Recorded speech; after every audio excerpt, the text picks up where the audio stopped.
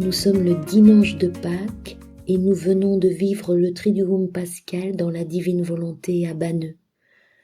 Nous avons donc vécu les 24 heures de la Passion où nous étions toutes serrées autour de Jésus pour suivre chacune de ses souffrances, de ses angoisses, récolter chacune de ses larmes, chaque goutte de son sang, chaque souffle, chaque battement de cœur, chacune de ses palpitations. Et nous n'étions pas seulement unis à Jésus, mais il y avait aussi la Sainte Trinité, la Vierge bénie, tous les anges, les bienheureux, toutes les créatures, ainsi que la création tout entière. Il y avait un échange entre le Créateur et la créature avec cette petite phrase tout amour de part et d'autre. « Je suis ici, dis-moi ce que tu veux. »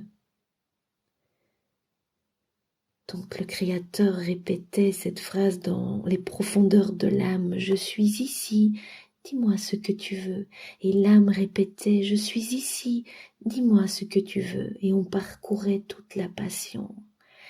Et le samedi, nous avons continué avec la désolation de la Vierge Marie. Et voici la lettre que Jésus nous a apportée le samedi saint, après avoir vécu donc cet admirable échange d'amour. Elle est datée du 20 mars 1938. Et Jésus nous dit « Ô ma fille, ne t'éloigne pas de moi un seul instant, tu blesserais mon amour. » Car ta vie est comme la nôtre, et nous nous sentirions nous-mêmes déchirés, notre amour torturé, car tu dois savoir que ton souffle crée la vie, il souffle dans la nôtre, et lorsqu'il respire, nous nous sentons aimés. Ton mouvement s'anime dans le nôtre, il a notre vie et travaille avec nous. Il parle avec nos paroles, nous te sentons circuler dans notre être divin comme le sang circule dans les veines des créatures. Et il dit et répète toujours « Je vous aime, je vous aime, je vous aime, je vous aime ». L'âme qui vit dans notre vouloir prend son envol et parcourt les choses créées, rassemble notre amour éparpillé dans toute la création et vient s'abriter dans notre être suprême en nous faisant la surprise de nous amener tout l'amour que toutes les choses créées devraient nous donner si elles avaient la raison. Cette âme trouve toujours de nouveaux moyens pour nous aimer. Parfois, elle va chez sa mère la reine pour lui demander tout son amour et nous faire la surprise de nous apporter l'amour de la grande dame en nous disant « Je vous apporte l'amour de ma céleste maman pour vous aimer. » Et combien nous sommes heureux! Il nous est impossible d'être sans celle qui vit dans notre vouloir. Ma fille, née et renée dans notre vouloir. Tu dois savoir que la vie dans notre vouloir contient des prodiges et des merveilles inouïes, au point d'ébranler les cieux tout entiers, et ils s'inclinent avec révérence parce que dans cette créature, nous pouvons déployer nos œuvres créatrices, nous pouvons déposer notre amour, nos délires d'amour, nos anxiétés et nos soupirs, notre volonté.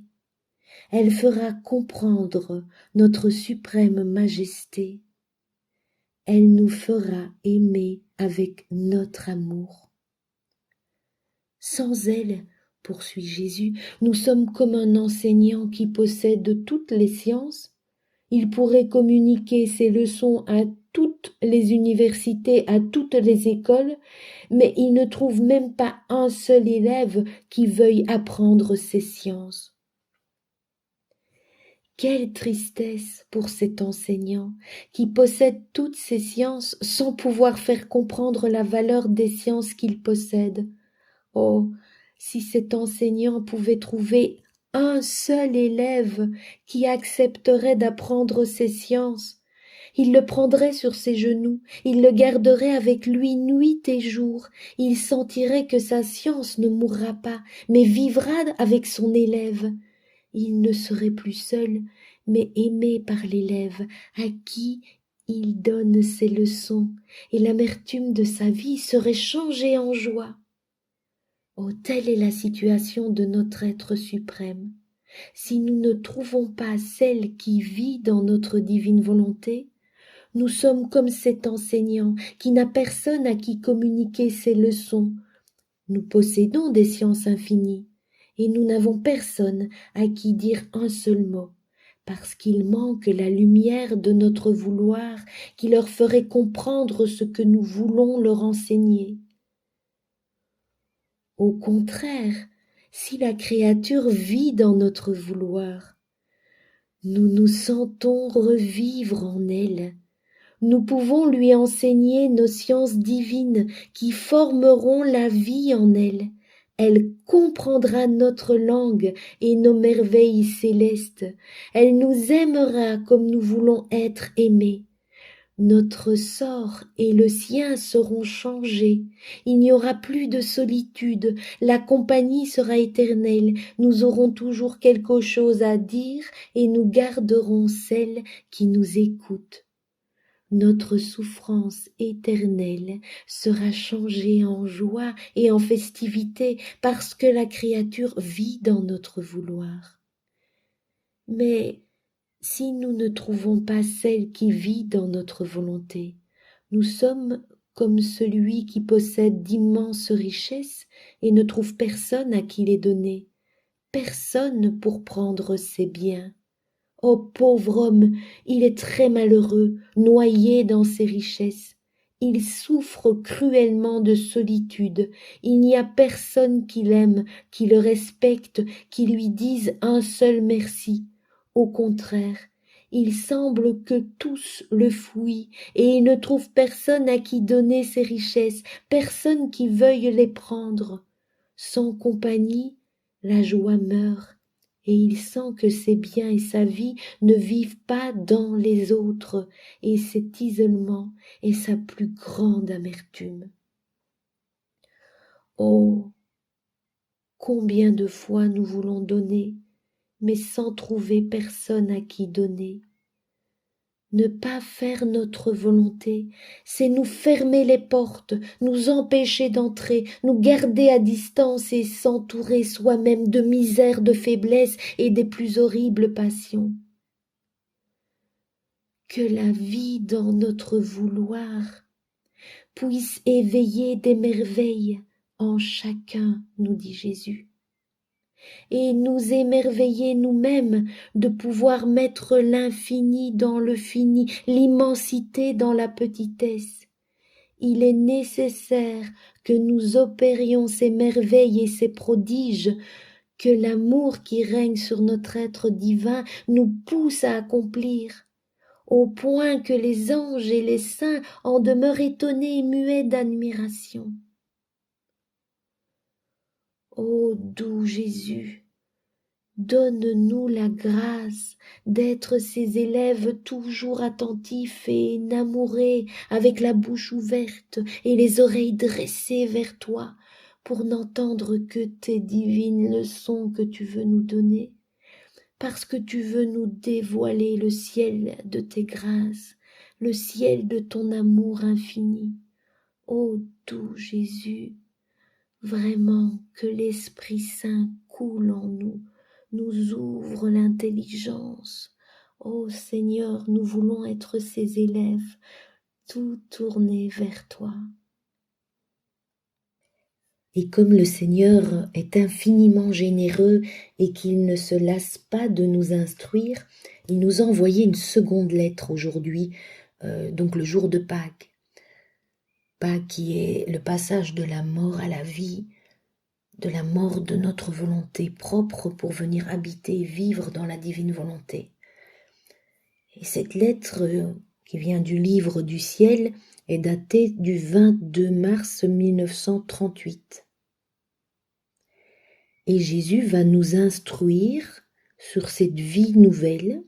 Il va nous parler aussi de son pardon et de ce qui se passe au moment de la mort. Donc cette vie nouvelle, Jésus dit, « Ma petite fille de ma divine volonté, lorsque la créature décide de vivre dans mon vouloir, tout change pour elle.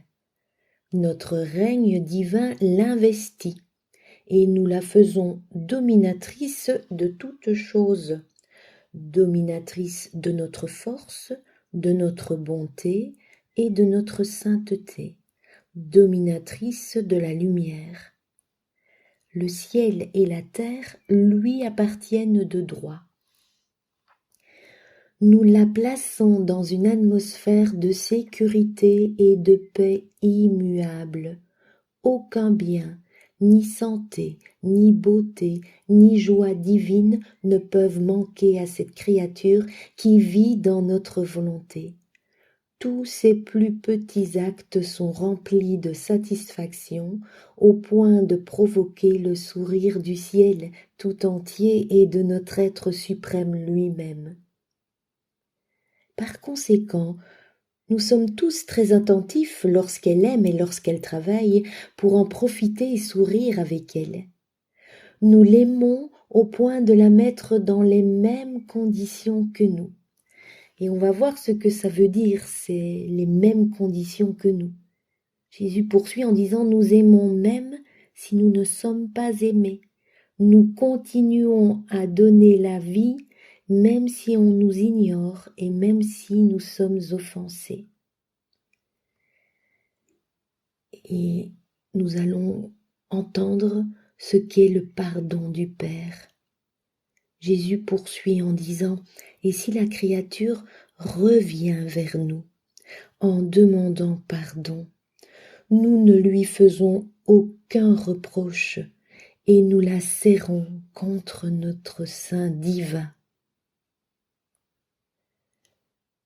Donc je répète, si la créature revient vers nous en demandant pardon, nous ne lui faisons aucun reproche et nous la serrons contre notre sein divin. On peut dire que c'est à nous seuls que l'homme peut faire confiance. Non seulement il ne peut pas faire confiance aux autres créatures, mais il ne trouvera en elles que de l'inconstance et de la tromperie. Et au moment où il croira pouvoir compter sur elles, elles le quitteront. Et il poursuit en disant « L'homme ne peut croire que la créature qui vit dans notre volonté. » Et Jésus va nous décrire le portrait de ces enfants de la nouvelle génération. Il dit « Cette créature fera comme nous, c'est-à-dire sans être aimée, elle aimera, ignorée ou offensée, elle courra après celui qui l'offense pour le sauver. Nous nous sentons présents dans celle qui vit dans notre volonté, et nous l'aimons tellement que nous ne cessons de déverser sur elle des rivières d'amour pour être aimés de plus en plus d'un amour redoublé et grandissant. » Et Jésus poursuit, il dit « Et il y a encore ce très haut, très noble, très saint et très sublime point. Nous avons tout créé pour que tout puisse être enfermé et animé par notre volonté. Par conséquent, tout comme nous avons donné naissance à la création, elle doit nous revenir dans notre adorable fiat. Les enfants de notre fiat nous permettront d'accomplir en eux notre volonté, et ils seront par conséquent notre gloire, notre triomphe et notre victoire. Ils seront nos enfants véritables qui non seulement porteront notre image, mais la vie du Père céleste lui-même qui demeurera en eux comme leur propre vie. Ces enfants seront notre vie, nos cieux et nos soleils.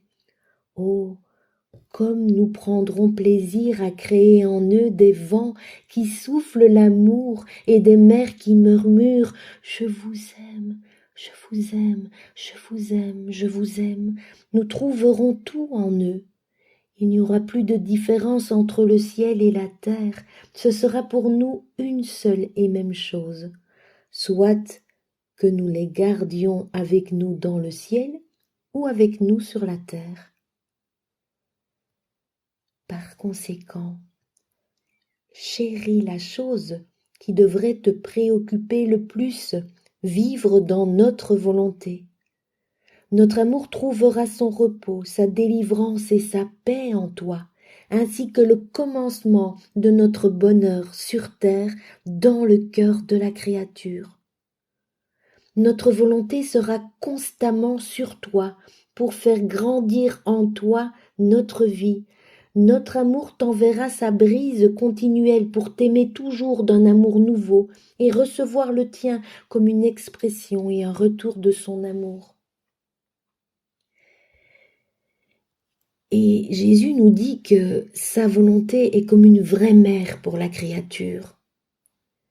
Cette mère qui crée la créature de ses mains, qui va la concevoir dans son sein maternel.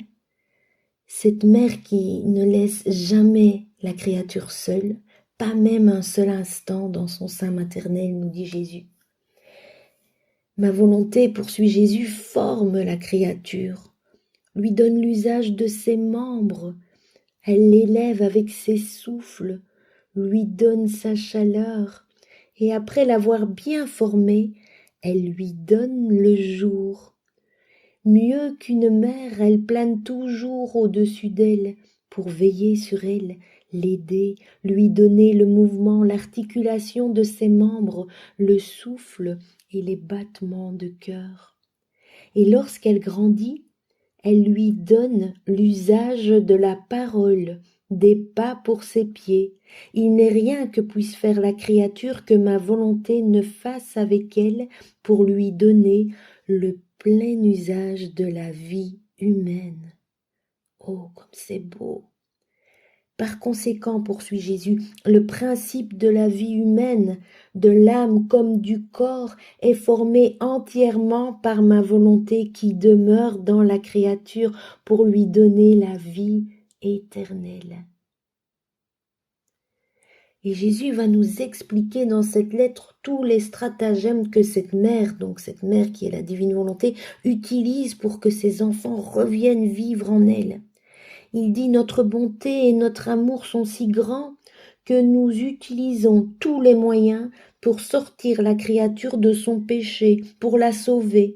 Et si nous ne réussissons pas durant sa vie, nous faisons une dernière surprise d'amour au moment de sa mort. Et c'est là qu'il va nous expliquer ce qui se passe au moment de la mort de chaque créature. Il dit ceci. Lorsque la créature se trouve entre la vie et la mort, entre le temps qui est sur le point de finir et l'éternité qui est sur le point de commencer, presque dans l'acte de quitter son corps, ton Jésus se fait voir avec une amabilité qui ravit, avec une douceur qui enchaîne et adoucit les amertumes de la vie, spécialement en ce moment extrême. Puis, il y a mon regard. Je la regarde avec tant d'amour pour faire sortir de la créature un acte de contrition, un acte d'amour, un acte d'adhésion à ma volonté. Car tu dois savoir que si la créature n'accomplissait pas même un seul acte de la volonté de Dieu, les portes du ciel ne s'ouvriraient pas. Elle ne serait pas reconnue comme héritière de la patrie céleste, et les anges et les saints ne pourraient pas l'admettre parmi eux. Sans notre volonté, il n'y a ni sainteté ni salut. Et Jésus poursuit en disant, le moment de la mort est le temps de la désillusion. À ce moment, toutes les choses se présentent les unes après les autres pour dire « Adieu, la terre est finie pour toi. Maintenant commence l'éternité. » Et pour que nous comprenions bien, Jésus va nous donner une image pour expliquer ce qu'est la vie de la créature ici-bas. Il dit, c'est pour la créature comme si elle était enfermée dans une chambre et que quelqu'un vient lui dire, derrière cette porte, il y a une autre chambre dans laquelle se trouve Dieu, le ciel, le purgatoire, l'enfer, en somme l'éternité. Mais la créature, nous dit Jésus, ne peut voir aucune de ces choses. Elle les entend affirmées par d'autres. Et ceux qui les lui disent ne peuvent pas les voir non plus. De sorte qu'ils parlent presque sans même trop y croire, sans accorder beaucoup d'importance au fait de donner à leurs paroles le ton de la réalité, comme quelque chose de certain. Et puis Jésus nous explique qu'un jour les murs tombent. C'est-à-dire au moment de la mort de ce passage, les murs de la chambre tombent et la créature peut voir de ses propres yeux ce qu'on lui avait dit avant. Elle voit donc son Dieu et son Père qu'il aimait d'un grand amour, elle voit les dons qu'il lui a faits un par un et tous les droits d'amour qu'elle lui devait et qui ont été brisés. Elle voit que sa vie appartenait à Dieu et non à elle-même. Tout passe devant elle, éternité, paradis, purgatoire et enfer.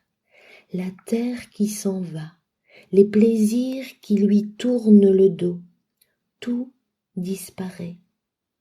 La seule chose qui lui reste présente dans cette pièce aux murs abattus, l'éternité. Oh, quel changement pour la pauvre créature!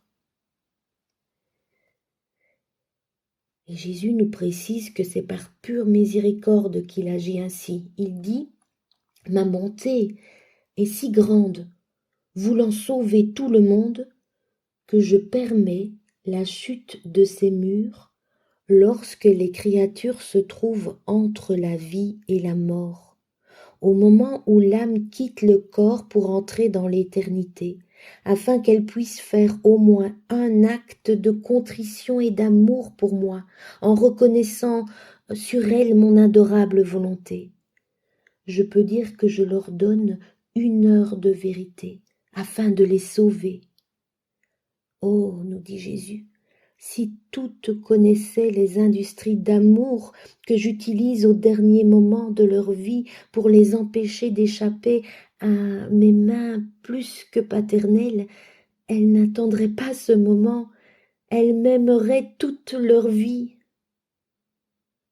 Ô doux Jésus, tu nous donnes la grâce de la lumière de tes connaissances au travers les écrits de Louisa, afin que ces vérités illuminent notre conscience et nous révèlent tout ton amour incommensurable pour l'homme. Oh, donne-nous la grâce par la Vierge Marie de te suivre pas à pas, de ne jamais te laisser seul, de ne jamais nous éloigner de toi. Merci pour cette lettre que tu nous donnes en ce jour de Pâques. Merci pour ce passage que tu as ouvert par ton côté transpercé, afin que nous puissions vivre de ta vie. Ô sainte fête de Pâques à tous. Amen. Fiat. Bonjour, aujourd'hui nous sommes le dimanche de la miséricorde. On est tout juste 1 semaine après le dimanche de Pâques de la résurrection et dans l'évangile de ce jour, Jésus s'est montré à Thomas avec ses plaies et il lui a dit « Mais avance ton doigt ici et vois mes mains. Avance ta main et mets-la dans mon côté. Cesse d'être incrédule, sois croyant. » Et Jésus, dans sa bonté infinie, nous envoie une lettre du livre du ciel en ce jour du dimanche de la miséricorde qui va parler de sa résurrection. La lettre est datée du 20 avril 1938 et Jésus nous dit « Mais ma fille, Dans ma résurrection, le droit pour toutes les créatures de renaître en moi à une vie nouvelle a été établi. Ma résurrection fut la confirmation, le sceau de toute ma vie, de mes œuvres, de mes paroles et de ma venue sur terre pour me donner à toutes et à chacune comme vie qui leur appartient. Ma résurrection fut le triomphe de toutes les créatures et la nouvelle conquête que chacune recevait de celui qui est mort pour toutes, afin de leur donner la vie et de les faire renaître dans ma résurrection. Et Jésus poursuit en nous disant « Mais veux-tu savoir en quoi consiste la vraie résurrection de la créature ? Ce n'est pas à la fin de ses jours, mais alors qu'elle vit encore sur la terre. Quiconque vit dans ma volonté renaît à la lumière et peut dire « Ma nuit est terminée ». Cette créature ressuscite dans l'amour de son Créateur, de sorte que le froid et la neige n'existent plus pour elle. Elle ressent le sourire du printemps céleste. Elle ressuscite à la sainteté qui chasse les faiblesses, les misères et les passions. Elle ressuscite à tout ce qui est céleste. Celle qui vit dans mon vouloir peut dire comme l'ange aux pieuses femmes lorsqu'elles sont venues au sépulcre. Il est ressuscité, il n'est plus ici. La créature qui vit dans mon vouloir peut dire la même chose. Ma volonté n'est plus avec moi, elle est ressuscitée dans le fiat. Et si la créature regarde la terre, le ciel et le soleil, elle les voit pour trouver les œuvres de son Créateur et avoir l'occasion de lui dire sa gloire et sa longue histoire d'amour. Celle qui vit dans notre vouloir trouve la vie dans les actes de son Jésus. Et notre volonté opérante, conquérante et triomphante court toujours dans cette vie et nous donne tant de gloire que le ciel ne peut la contenir. Par conséquent, vis toujours dans notre vouloir, nous dit Jésus. N'en sors jamais si tu veux être notre triomphe et notre gloire.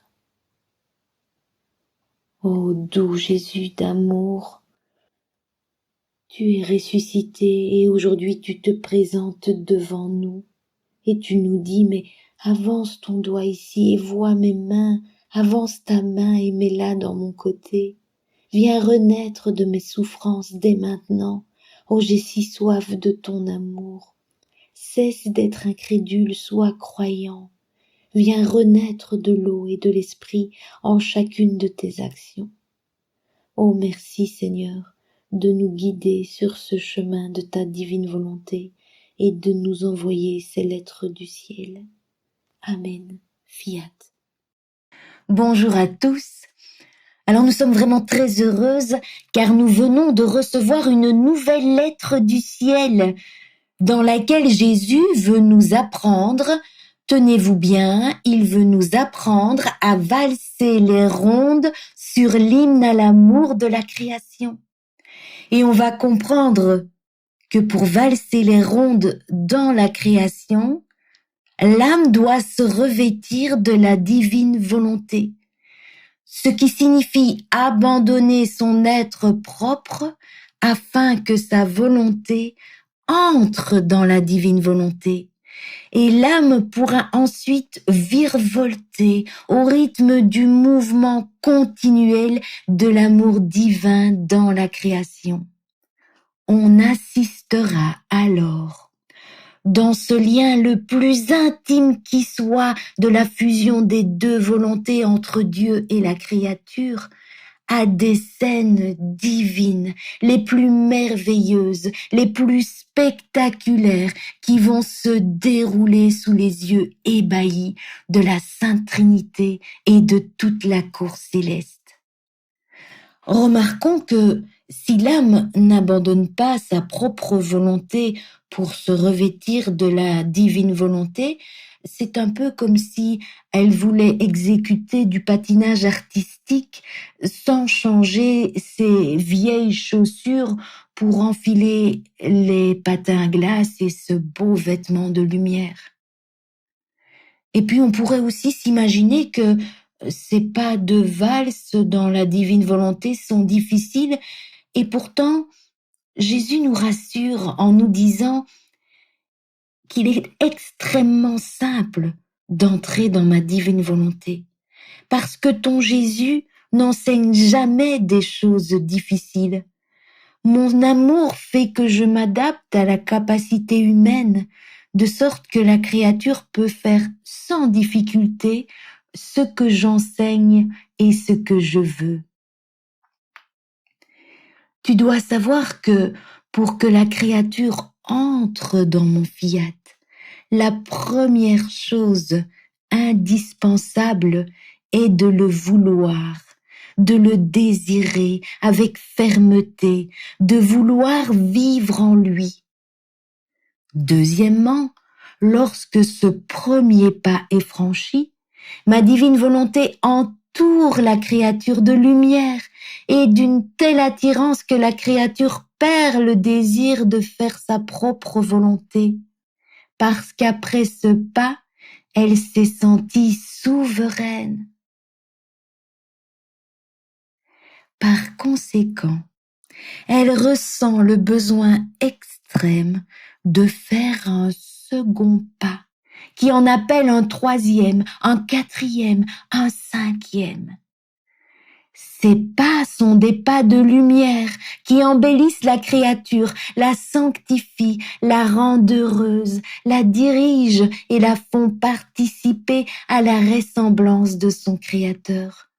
Si bien que la créature n'éprouve pas seulement le besoin extrême de vivre dans mon vouloir, mais ressent aussi mon vouloir comme sa propre vie dont elle ne peut se séparer. Vois-tu alors combien c'est facile? Mais il est nécessaire de le vouloir.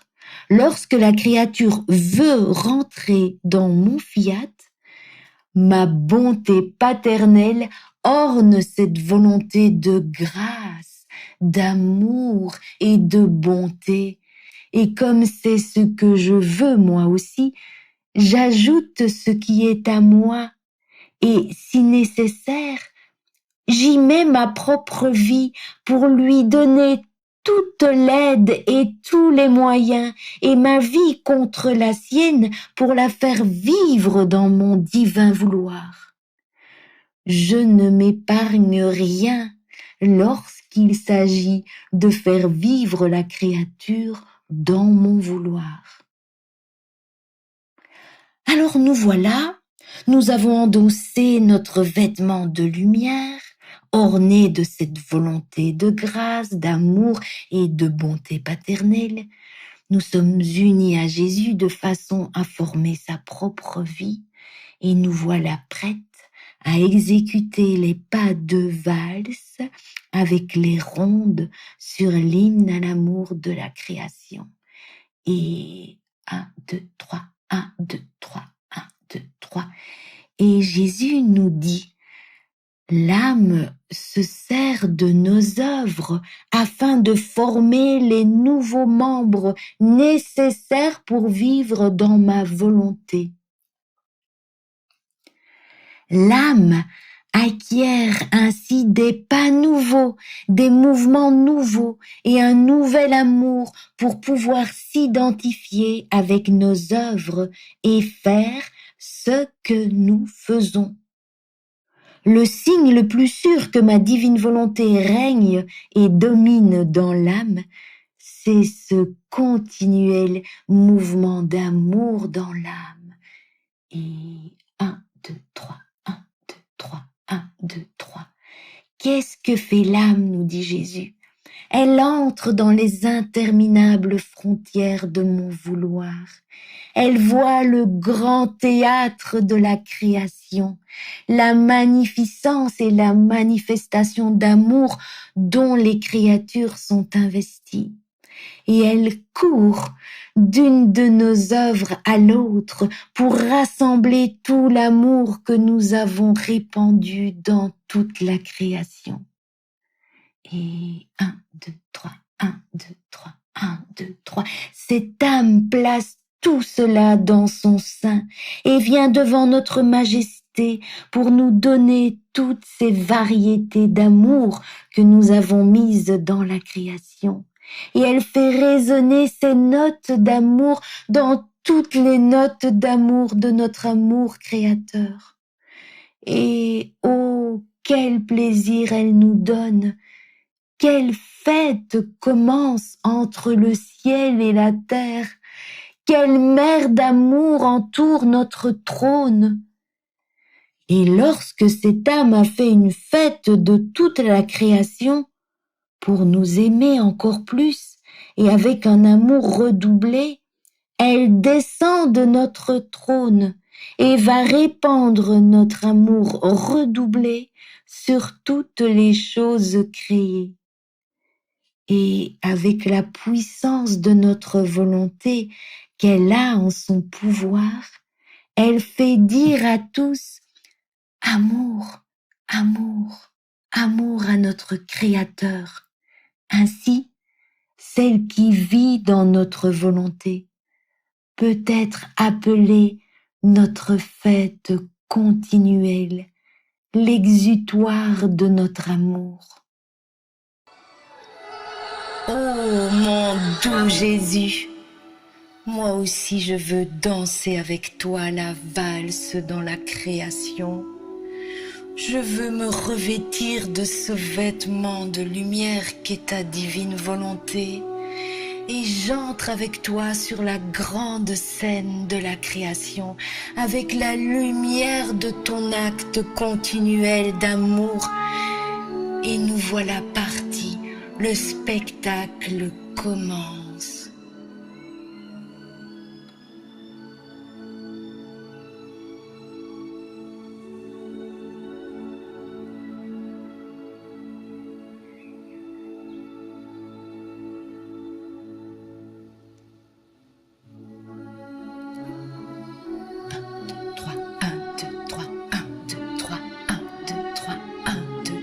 Et Jésus me tient si serré contre lui que je sens son souffle dans le mien.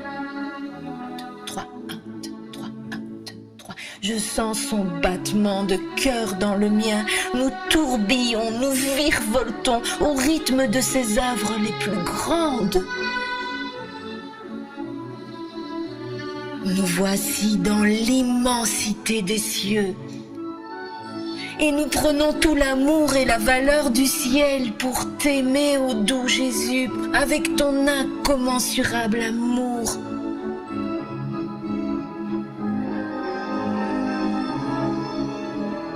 Nous arrivons dans la très éclatante lumière du soleil et nous récoltons toute la valeur et l'amour que tu y as placé en créant le soleil et nous voulons t'aimer avec ces baisers de lumière et de chaleur.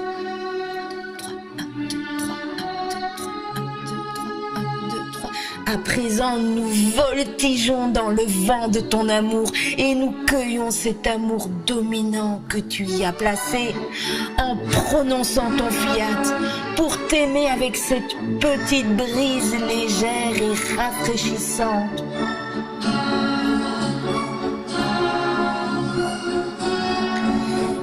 Et enfin, nous plongeons dans la vastitude de la mer de ton amour et nous puisons avec la force des vagues toute la puissance de ton amour pour te murmurer toujours amour,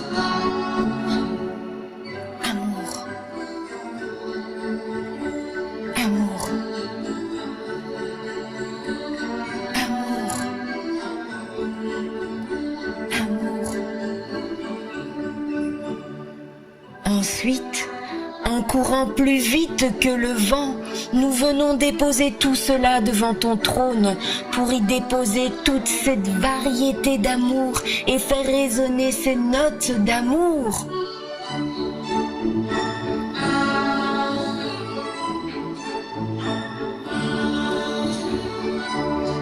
et avec tout cet amour redoublé qui déborde cette fête entre le ciel et la terre, pour t'aimer encore plus, nous voulons le répandre sur toute la création pour lui faire dire encore et encore: amour, amour, amour à notre Créateur.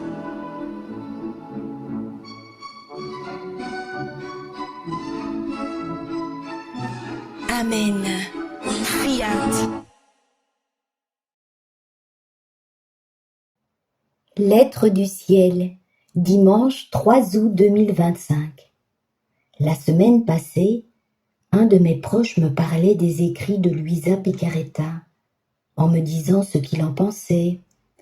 Et puis, il me parlait qu'un tel disait ceci, et une autre personne disait cela. Et au moment où il me parlait, voici le passage d'évangile qui a été mis en lumière dans mon esprit. C'est Matthieu, chapitre 16, versets 13 à 17. Jésus, arrivé dans la région de Césarée de Philippe, demandait à ses disciples: au dire des gens, qui est le Fils de l'homme?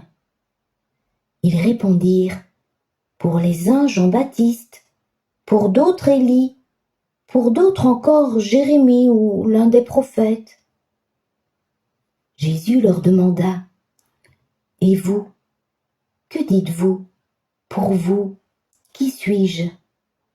Alors Simon-Pierre prit la parole et dit: tu es le Christ, le Fils du Dieu vivant.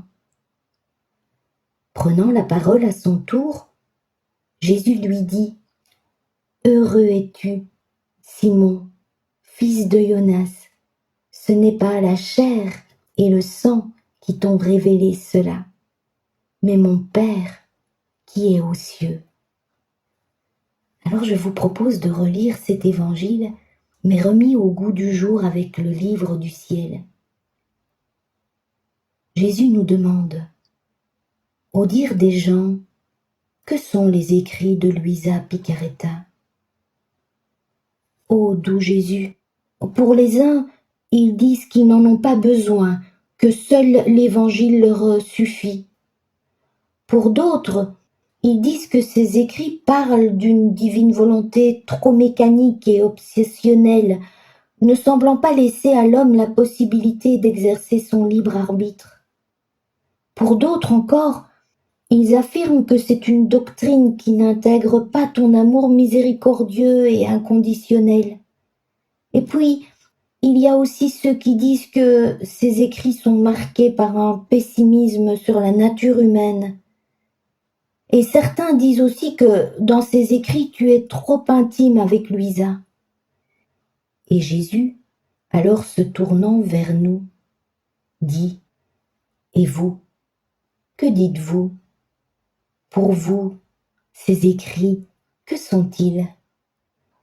Ô doux Jésus, dans ces écrits se trouve le grand dépôt des connaissances sur ta divine volonté, la science de la formation de la vie de la divine volonté pour former le peuple de ton royaume. Ces écrits, on pourrait les appeler le testament d'amour que ta volonté nous lègue. Dans ces écrits, nous allons trouver le grand bien du renouvellement de ton incarnation que tu nous offres en cadeau. Ils sont remplis de vie divine qui ne peuvent être détruites. Ces écrits contiennent les connaissances de ton divin vouloir, qui sont des chemins qui peuvent nous conduire dans les bras de lumière de ton divin fiat. Ce sont des semences qui marquent le commencement de la naissance de ta divine volonté en nous. Chaque connaissance est une petite gorgée de vie qui fait mûrir la vie de ton vouloir dans nos âmes. Ô doux Jésus, ces écrits contiennent les connaissances sur ton divin fiat qui façonne nos âmes et éteignent le feu de la volonté humaine par leur toucher. Ces écrits sont comme une mère de miséricorde qui à n'importe quel prix veut guérir son enfant et le voir beau et en santé. Prenant la parole à son tour, Jésus nous dit « Heureux êtes-vous, mes petits enfants de la divine volonté. Ce n'est pas la chair et le sang qui vous ont révélé cela, mais mon Père qui est aux cieux. » Et Jésus ajoute « Toutes les choses ici-bas ont un voile qui les recouvre pour donner à l'homme le travail, la volonté et l'amour de les posséder et de les aimer. Mes vérités se présentent aux créatures comme de nobles reines voilées dans l'acte de se donner à la créature. Mais mes vérités veulent le travail de la créature. Elles veulent les pas de la volonté de la créature qui s'en approche afin de les connaître, de les posséder et de les aimer, ce qui constitue les conditions nécessaires pour déchirer le voile qui les cache. Lorsque le voile des vérités est levé, les vérités apparaissent dans la lumière pour se donner à celui qui les a cherchées. Voilà pourquoi certains lisent les vérités sur ma divine volonté sans comprendre ce qu'ils lisent. Plus encore, ils en sont confus. Il leur manque la vraie volonté de vouloir les connaître. On peut dire qu'il leur manque le travail pour les connaître. Et sans travail, on ne peut rien obtenir. Ils ne méritent pas non plus un si grand bien. Et moi, avec justice, je leur refuse ce que je donne abondamment aux humbles, à ceux qui désirent ardemment le grand bien de la lumière de mes vérités. Ô ma fille, combien de mes vérités sont étouffées par ceux qui n'aiment pas les connaître et ne veulent pas faire leur petit travail pour les posséder. Je sens qu'ils voudraient m'étouffer s'ils le pouvaient. Et dans ma douleur, je suis obligée de répéter ce qui est dit dans l'Évangile, et je le ferai par des actes. Je prendrai de ceux qui n'ont rien ou seulement un peu de mes biens, et je les laisserai dans leur misère noire, parce que ces âmes, ne voulant pas mes vérités et ne les aimant pas, les gardent sans les apprécier et sans fruit. Et je donnerai plus abondamment à celles qui ont, car elles conserveront mes vérités comme de précieux trésors et les feront fructifier toujours plus. Livre du ciel, le 2 août 1930. Ô béni sois-tu, mon doux Jésus, ce que tu as caché aux sages et aux savants, tu l'as révélé aux tout petits. Ô doux Jésus, rends-nous toujours plus attentives et fidèles pour que notre envol dans ta divine volonté soit continuel. Amen. Fiat.